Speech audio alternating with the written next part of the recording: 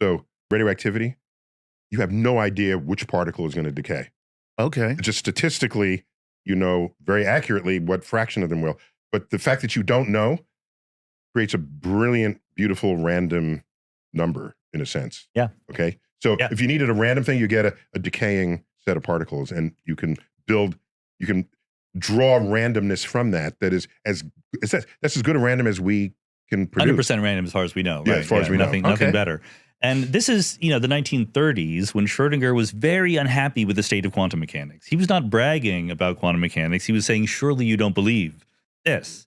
And he says, when we say this particle has a probability of decaying, what quantum mechanics actually says is there's a wave function for the particle, and it is in a superposition of I have decayed and I have not decayed. And the part of it that is decayed sets off the Geiger counter. Now, the Geiger counter is in a superposition of I have clicked and I have not clicked. And the Geiger counter in the part that clicks knocks over a hammer, breaks a vial full of sleeping gas, and the cat goes to sleep. So the cat goes into a superposition of being awake and being asleep.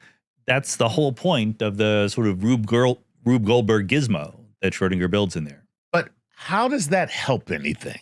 Well, Schrodinger's trying to say, in the way that we thought of quantum mechanics back then, there was these giant debates between Bohr and Einstein about what quantum mechanics really means. Niels Bohr. And Niels Bohr would have said, look, when you open the box and look, the cat suddenly changes from being in a superposition of awake and asleep to being one or the other. Okay. And Schrodinger's like, come on. Right. You think that when I look at it, it changes like that? I got you. So his thing is that superposition exists at all times, everywhere, no matter what. And it has nothing to do with the fact that I looked at it. It's in that superposition. You just got to accept that. Should have said that. He blinked. He lost courage at the last second. Oh. And it was a decade and a half later, or 2 decades later, a graduate student at Princeton named Hugh Everett said exactly those words. He said, just believe what the formula is telling you. And what the formula tells you is when you look at it, guess what?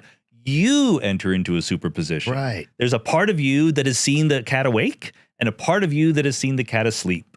And Hugh Everett says that's because both of those possibilities exist just in 2 separate worlds. Because what we're dealing with is a probability in the first place. So that always exists. It doesn't change because you observed it. Exactly. It's still the same.